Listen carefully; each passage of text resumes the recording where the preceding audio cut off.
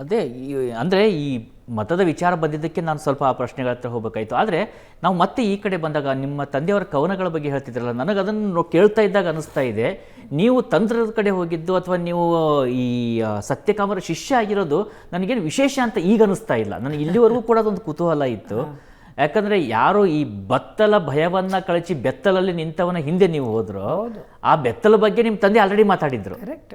ಆದರೆ ಇಲ್ಲಿ ಆ ಬೆತ್ತಲು ಎಲ್ರಿಗೂ ಅರ್ಥ ಆಗುವಂಥದ್ದಲ್ಲ. ಹೌದು ಹೌದು, ನಿಜವಾಗ್ಲೂ ನಮ್ಮ ಅಪ್ಪನಿಗೆ ಆ ಥರದ ಒಳಗಣ್ಣು ಇದ್ದದ್ರಿಂದ ನೋಡಿ, ಇವಳು ಎಲ್ಲರ ಹಾಗಲ್ಲ, ಇವಳು ಏನು ಆಗಬಲ್ಲಳು ಅನ್ನುವಾಗ ಅಪ್ಪನಿಗೆ ಅದು ಸ್ಪಷ್ಟವಾಗಿ ಇವಳು ಅಧ್ಯಾತ್ಮದಲ್ಲಿ ನಿಜವಾಗಿ ಏನನ್ನು ಕಾಣಬೇಕೋ ಅದರ ಕಡೆಗೆ ಹೋಗಬಲ್ಲಳು ಅನ್ನುವ ಆ ಒಂದು ಕಣ್ಣಿದ್ದದ್ರಿಂದಲೇ ಬಹುಶಃ ಆ ಥರ ನನ್ನನ್ನು ಬಿಟ್ಟಿರಲಿಕ್ಕೆ ಸಾಕು. ಇಲ್ಲದ್ರೆ ಒಂದು ಸುಸಜ್ಜಿತ ವ್ಯವಸ್ಥಿತ ಕುಟುಂಬದ ಒಳಗಿನ ಒಬ್ಬ ಹೆಣ್ಣುಮಗಳನ್ನು 25ರ ವಯಸ್ಸಿನಲ್ಲಿ ಊರಿನವರೆಲ್ಲ ವಿರೋಧ ಮಾಡುವಾಗ, ಊರಿನ ಪ್ರಮುಖರು ಒಂದು ಗುಪ್ತ ಸಮಾಲೋಚನೆ ಹಾಗೆ ಮಾಡ್ತಾರೆ ಸತ್ಯಕಾಮರನ್ನು ಕೂಡಿಸಿ.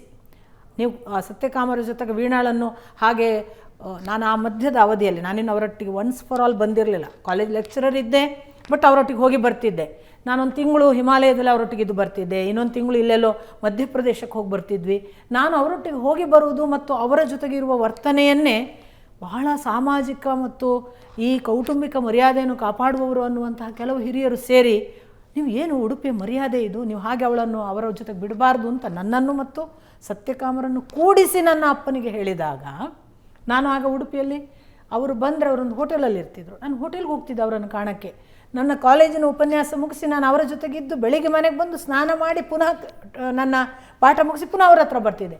ಇದು ಅವಳು ಹೋಟೆಲ್ ರೂಮಲ್ಲಿ ಇರ್ತಾಳೆ, ಊರಿಗೇನು ಸಂದೇಶ ಇದು, ನೀವೊಬ್ಬರು ಬನ್ನಂಜೆ ಗೋವಿಂದಾಚಾರ್ಯ ಅಂದರೆ ದೊಡ್ಡವರು, ಹೀಗೆ ಹಾಗೆ ಅಂತ ಕೂಡಿಸಿ ಮಾತನಾಡಿದಾಗ ನನಗೀಗ ಆಶ್ಚರ್ಯ ಆಗೋದು. ಆ ಕಾಲಕ್ಕೆ ನಮ್ಮ ಅಪ್ಪ, ಇದು 93 ನಾನು ಹೇಳೋದು, ನಮ್ಮ ಅಪ್ಪ ಕೊಟ್ಟ ಉತ್ತರ ಆ ಕ್ಷಣಕ್ಕೆ ಎಲ್ಲರೂ ಹೌದೌದು ಸತ್ಯಕಾಮರೆ ಇನ್ನು ಅವಳ ಸುದ್ದಿಗೆ ಬರಬೇಡಿ ಅಥವಾ ಬೇಡ, ಇನ್ನು ನೀವು ನಿಮ್ಮ ಹಾಗೆ ಬರುವುದಿದ್ದರೆ ನಿಮ್ಮ ಮನೆಗೆ ಹೋಗುವಂಥ ಸಂದರ್ಭಗಳಿದ್ರೆ ನಾ ಕರ್ಕೊಂಬರ್ತೇನೆ ಏನೋ ಹೇಳ್ಬೋದು ಅಂತೆಲ್ಲ ಭಾವಿಸಿರ್ಬೋದು ಅಲ್ಲಿ ಅವರು.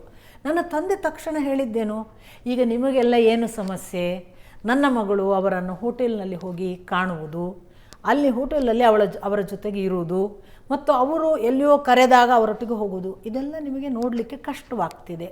ಸಾಮಾಜಿಕವಾಗಿ ಇದು ನಿಮ್ಮ ಮೌಲ್ಯಕ್ಕೆ ವಿರೋಧವಾದದ್ದು ಅನ್ನಿಸಿದೆ ಅಲ್ವಾ, ಒಂದು ಪರಿಹಾರ ಮಾಡಿಕೊಂಡು ಬಿಡೋಣ ಸತ್ಯಕಾಮರೆ, ಇನ್ನು ಮೇಲೆ ಬಂದಾಗ ಹೋಟೆಲಲ್ಲಿ ಉಳಿಬೇಡಿ, ನಮ್ಮ ಮನೆಯಲ್ಲಿ ಉಳಿರಿ ಅಂದುಬಿಟ್ರು ನಮ್ಮ ಅಪ್ಪ.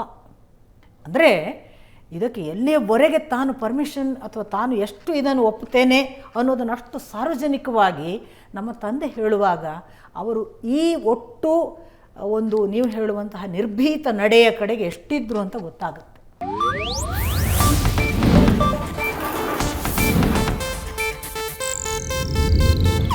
ಇದು ಏಷ್ಯಾನೆಟ್ ನ್ಯೂಸ್ ನೆಟ್ವರ್ಕ್ ಪ್ರಸ್ತುತಿ.